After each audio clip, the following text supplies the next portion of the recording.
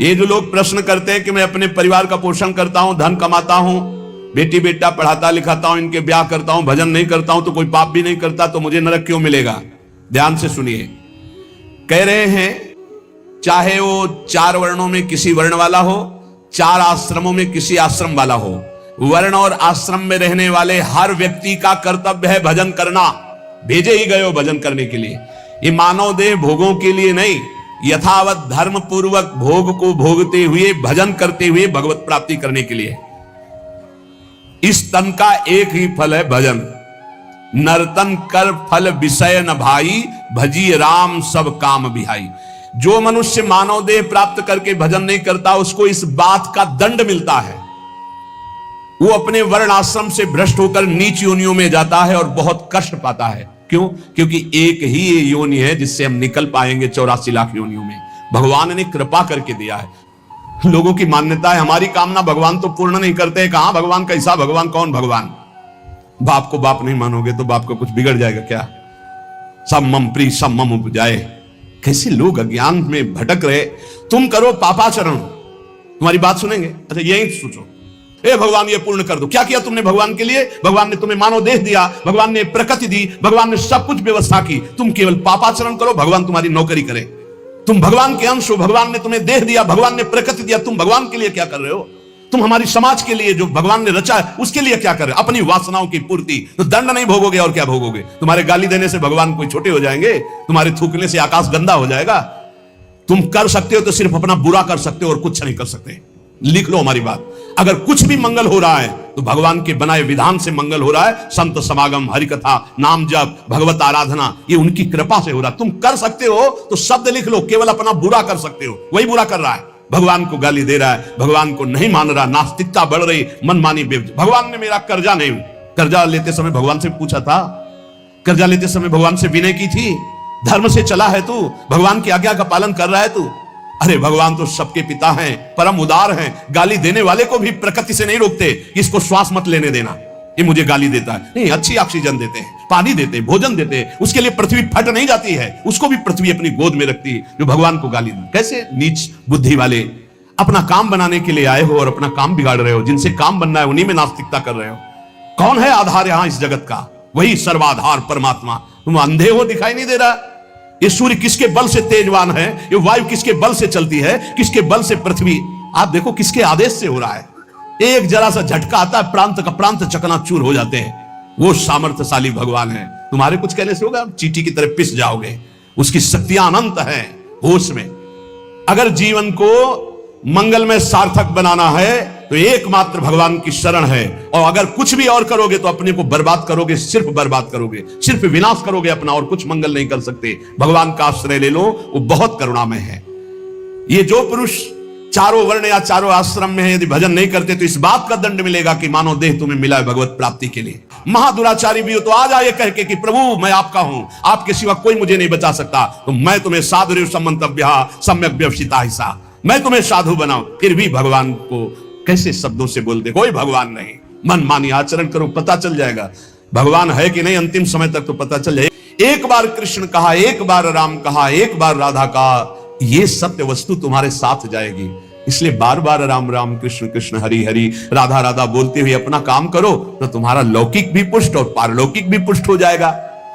जो भगवान नाम जप नहीं करता, भगवान से विमुख है, ना चाहने पर भी विवश होकर उसे घोर नरक में जाना पड़ता है। इसलिए सदगति प्राप्त करने के लिए नाम जप अत्यंत आवश्यक है।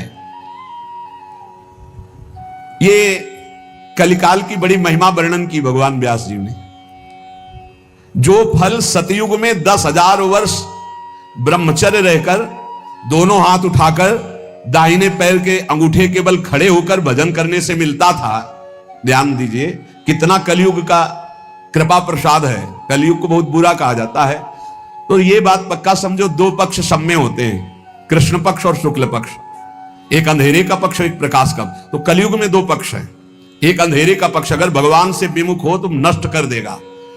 यहां कह रहे हैं सतयुग में 10,000 वर्ष ब्रह्मचर्य से रहकर, दाहिने पैर के बल अंगूठे के खड़े होकर, दोनों हाथ उठाकर मंत्र जपने से जो फल मिलता था, वह त्रेता में 1 वर्ष, ऐसी साधना। द्वापर में 1 मास 1 महीने और कलयुग में 24 घंटे नाम कीर्तन करने से वो फल प्राप्त हो जाता है। सतयुग में 10,000 वर्ष तक। सोचो कितना बड़ा। कलयुग जैसा कलयुग समयुग आन नहीं, जो मन कर विश्वास, जो नर कर विश्वास। बहुत बड़ा लाभ कलयुग। 24 घंटे नाम कीर्तन से फल मिलेगा, जो बड़ी बड़ी तपस्याओं से, बड़ी बड़ी साधनाओं से। बोले सतयुग बहुत श्रेष्ठ है, द्वापर त्रेता बहुत श्रेष्ठ है। हमें लगता कलयुग बहुत श्रेष्ठ है। धन्य है कलयुग जो 24 घंटे नाम कीर्तन से वो हजारों वर्ष की तपस्या का फल प्राप्त करा दे। भगवान व्यासदेव जी कहते हैं मैं कलयुग की पूजा करता हूं, मैं उसे सर्वश्रेष्ठ कहा कि सतयुग में ध्यान, त्रेता में यज्ञ, द्वापर में देवार्चन। जो सतयुग में ध्यान से, त्रेता में यज्ञ से, द्वापर में पूजा करने से मिलता था, कलयुग में केवल नाम कीर्तन से फल मिल जाता है। इसीलिए नाम संकीर्तनम यस्य सर्व पाप प्रणाशनम। कलयुग में सबसे बड़ी साधना नाम जप करो, नाम कीर्तन करो, लीला चरित्र गाओ, लीला चरित्र सुनो। जो इस कलयुग में अपना कल्याण नहीं कर पाया तो फिर और युग में कल्याण करना बड़ा कठिन। अंगूठे के बल खड़े होके देखो, कई मिनट खड़े रहोगे। ऐसे उपमन्यु आज बड़े बड़े महात्माओं के चरित्र आते हैं, 1000 वर्ष, 10,000 वर्ष ऐसे। अरे यही सौभरी ऋषि यमुना में डुबकी लगा के भजन करके देखो, कई मिनट करोगे। जल को स्तंभित कर दिया, समाधिस्थ हो। ऐसे महात्मा, अपने लोग महात्मा कहते हैं अपने को। डुबकी लगा के 2 मिनट नहीं रुक सकते नीचे, वो समाधिस्थ है। मछली को देख के 50 ब्याह करते हो, तुम मोबाइल में देख के क्या करोगे, तुम्हारे क्या होगा। इसीलिए बहुत होश में। कलयुग में बहुत मानता है भगवत प्राप्ति की, बहुत सुविधा है भगवत प्राप्ति की, होश में हो जाओ तो। पर ये होश रहने नहीं देता। ये किसके होश उड़ाता है, इसका प्रवेश कहां है, बता चुके कई बार। मदिरा पान करने वाला, मांस खाने वाला, पराई स्त्री से व्यभिचार करने वाला और स्वर्ण चोरी करने वाला, जुआ खेलने वाला, छल, झूठ, कपट, रजोगुण, ये सब इसके स्थान है। नाम जप करो, पवित्र भगवत प्रसाद पाओ। कहां कलयुग है, आनंद ही आनंद। बोलो यहां कितनी देर कलयुग लगा तुम्हारे ऊपर, आनंद ही आनंद है। कलयुग समझुग आन नहीं, जो नर कर विश्वास, गाय राम गुण गण विमल, भौबिन तरई प्रयास। कितना बड़े कलयुग, केवल नाम आधारा, कोई बात और हो ना हो, राधा राधा राधा, पार हो गए भाई। जैसे रात के बाद दिन आता है, दिन के बाद रात आती है, ऐसे तुम सुख में हो तो दुख आने वाला है, तैयार हो जाओ। और दुख में हो तो सुख आने वाला है। सुखम शांतरम दुखम, दुख शांतरम सुखम, भगवान व्यासदेव जी कह रहे हैं। ये पक्का तुम्हारे पूरे जीवन क्रम लगा रहेगा, क्योंकि तुम्हारा प्रारब्ध रच चुका है। सुख के बाद दुख, दुख के बाद सुख, ऐसा चलेगा। ये चक्र की तरह चलता रहता है। इसलिए तुम सुख में भूलो नहीं और दुख में प्रभु को भूलो नहीं। नाम जप निरंतर करो तो सुख दुख से परे हो जाओगे। ये जो मोहवश अपने शरीर को अविनाशी मान करके पापाचरण करते हैं, ये सच्चे हृदय से प्रायश्चित कर ले, नहीं तो नष्ट हो जाएंगे। हर पाप बम की तरह जमा हो रहा है तुम्हारा, जब फूटेगा ना बिल्कुल नष्ट कर देगा, किसी काम का नहीं रखेगा।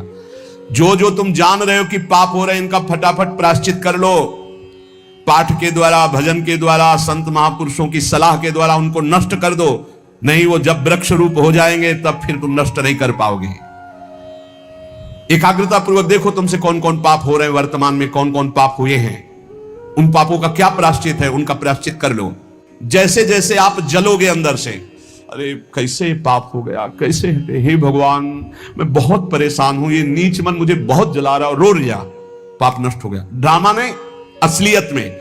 जैसे जैसे तुम उस पाप कर्म की निंदा करोगे अंदर से, धिक्कार है, धिक्कार है, कैसे हो गया मेरे से, प्रभु कैसे हो गया, नाथ मुझे बचाओ, ये अंदर जलोगे तो कह रहे हैं वो पाप कर्म नष्ट होना प्रारंभ हो गया। क्यों, तुम्हारा शरीर निर्मल होना शुरू हो जाएगा। और यदि प्रायश्चित नहीं किया तो शरीर दंड मिलेगा। इसीलिए जैसे कोई तुम्हारी निंदा कर रहा है, कोई तुम्हारा अपमान कर रहा है, तुम्हारा मन जल रहा, सह लो, तुम्हारे पाप नष्ट कर रहा है वो। बड़ी कृपा है उसकी हमारे ऊपर कि बिना शारीरिक दंड के वो मन को जला करके हमारे पापों को भस्म कर देता है। यदि आपने प्रायश्चित नहीं किया, आपने पाठ जप तप के द्वारा पाप को नष्ट नहीं किया, तो वो दंड देगा। एक और उपाय बता रहे हैं, यदि ब्रह्म ऋषि कोई महात्मा, एक तो वो सुनेंगे ही नहीं, और यदि वो आपकी बातें सुन ले कि आप उनसे कह दें कि मैंने ये पाप किया है, अब इसका क्या प्रायश्चित है, यदि वो कह दे जाओ ऐसा कर लो, तो उसी कृत्य से आपका सारा पाप नष्ट हो जाएगा। अगर वो ये कहते हैं अरे कुछ नहीं करना, सब ठीक हो जाएगा, जाओ, बिना कुछ किए सारे पाप नष्ट हो जाएंगे।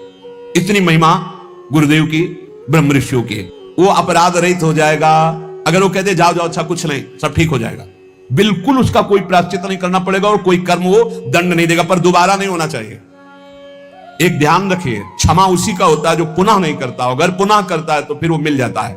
ये इसलिए कह रहे कि प्रभु कितना प्यार करते, तुम्हें कैसे बताऊं, हजारों प्राण हो तो न्यौछावर कर दे, ऐसा प्यार करते हो। ऐसे नहीं को स्वप्न में आके प्यार करते हो, भाव में आके प्यार करते हैं। जैसी भावना करोगे वैसे ही तुम्हें अनुभव कराएंगे। वो है, प्रत्येक कण में है, प्रत्येक क्षण में वो मेरे साथ है। ऐसा बिल्कुल माइक से कह रहा हो, आचार्य बल से, गुरु बल से, कि विश्वास करो, वो केवल ध्यान का विषय नहीं है, वो केवल भजन का विषय नहीं है, वो मित्र की तरह मिलते हैं, वो संभाषण करते हैं, वो साथ खेलते हैं। पर ये बात वही देख सकता है जो उन तक पहुंच चुका है, जो उनके चिंतन में तन्मय है, अन्यथा ये मायाकृत नेत्रों से बात नहीं देखी जा सकती। इसलिए उसका पतन निश्चित है जो मनुष्य शरीर पाकर के भजन नहीं करता। भगवान ने केवल भजन के लिए दिया है। अभी मरा या कल मरा, मरा ही है पक्का। स्नेहा पतंत्यधः, भाई शरीर का अभिमान मत करो, ये मरा ही मरा, अभी मरा या कल मरा, मरा ही है पक्का। मृत्यु प्रतिपल साथ है। ये शरीर मृत शरीर समझो, कब छूट जाए कुछ पता नहीं। इसके संबंधी भी छूट जाएंगे। इस शरीर से प्रेम गांठ करने का मतलब है नरक यात्रा तय करना। इसलिए इससे ज्यादा प्यार मत करो। इसे खूब कई बार हमने प्रार्थना की साधकों से कि शरीर को ऐसा समझो जैसे कंजूस मालिक बेईमान नौकर से काम लेता है, ऐसे ले इससे, इसको छूट दे दी तो ये पूरी की पूरी जिंदगी बर्बाद कर दे। इससे बेईमान जैसे नौकर ना हो। ईमानदार नौकर अपने आप काम करता है, ये अपने आप नहीं करेगा। बेईमान नौकर जो आराम करना चाहता है, लगाओ काम में 4 घंटे, 124 घंटे में 20 घंटे इसको संसारिक काम, साधना के काम, भजन कार्य, आनंद समेट लो। यहां कमाने आए हो, यहां कोई तुम्हारा घर नहीं, कोई मकान नहीं, कोई दोस्त नहीं, कोई परिवार नहीं। ये परदेश है स्टेशन जैसा, तुम्हारी टिकट कटी, भागे, पूछोगे भी नहीं ये पत्नी तुम कैसे रहोगे, ये बच्चों तुम कैसे रहोगे, नहीं, चले गए, दोबारा कभी देखने को नहीं मिलेगा, न तुमको वो न वो तुम्हें, कभी नहीं मिलेगा। ये ऐसा माया का जादू का खेल, सत्ता ही खत्म हो जाती है। इसलिए हे भाई, इस शरीर में रहने वाले अपने स्वरूप को जान लो और किसी से भी द्रोह मत करो। वो मूर्ख हैं जो इस अपने शरीर को तो अमर मानते हैं, दूसरे शरीरों को मारकर खाते हैं मांस। देख लो, ये ऋषि मुनियों की वाणी है। आत्मस्वरूप को पहचान लो, वही आत्मा चीटी में, वही सर्वत्र भगवान है। वो मूर्ख हैं जो अपने शरीर को आत्मा मानकर पोषण करते हैं, दूसरे शरीरों की हत्या करके उनका मांस खाते हैं। बोले हम हत्या नहीं करते, हम तो दुकान से ले आते हैं, तो बराबर फल मिलता है। कर्ता, प्रेरक, अनुमोदन, तीनों को बराबर पाप मिलता है।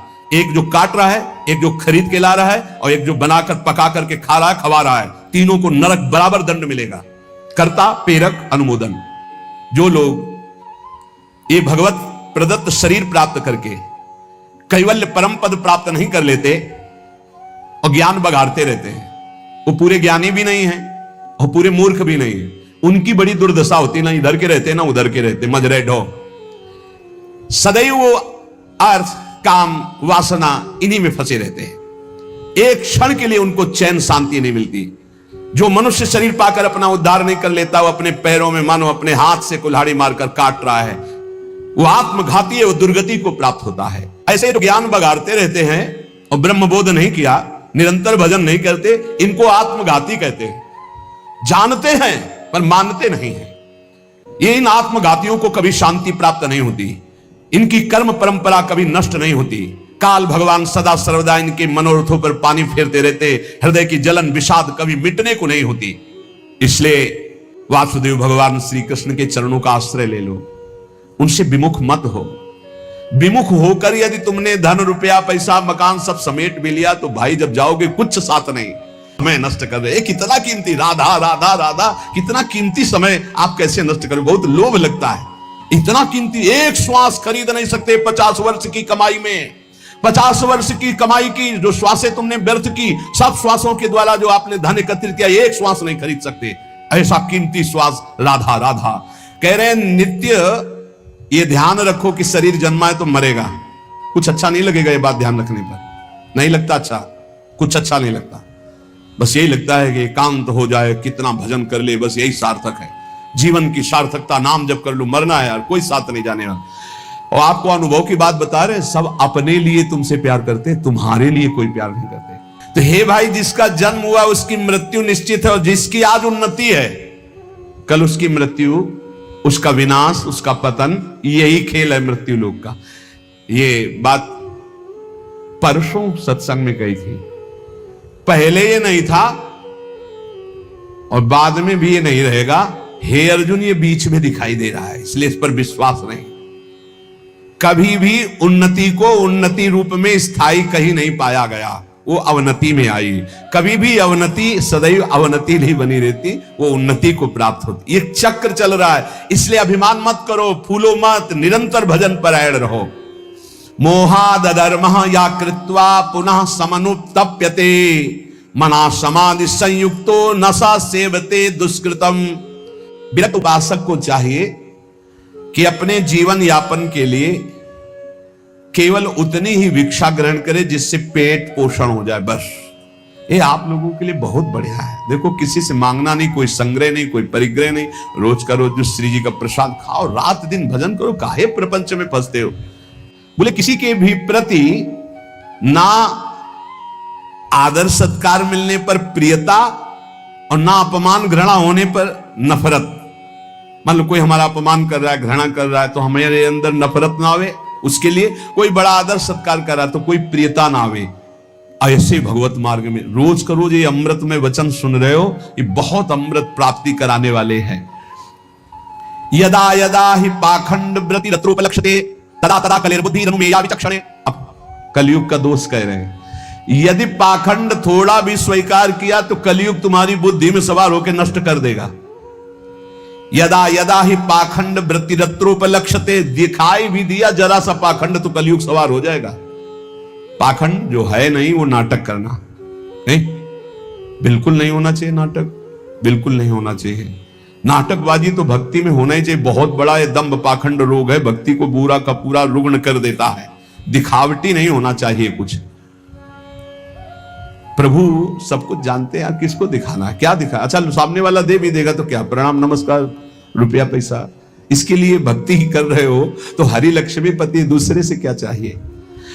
अगर जरा भी पाखंड हुआ तो कलयुग तुम्हारी बुद्धि को ग्रसित करके अनुमान भी नहीं लगा सकते कि कितना भ्रष्ट कर देगा। यदा यदा सताम हानिर्वेद मार्गानुसारिणाम तदा तदा कलेर्वृद्धि रनुमेया विचक्षणे। जब जब तुम वैदिक मार्ग का उल्लंघन करोगे, साधु पुरुषों की आज्ञा का उल्लंघन करोगे, तभी तुम्हारी हानि करने वाला कलयुग तुम्हारी बुद्धि पर सवार होकर तुम अनुमान भी नहीं कर सकते कि तुम्हें कैसा भ्रष्ट कर देगा।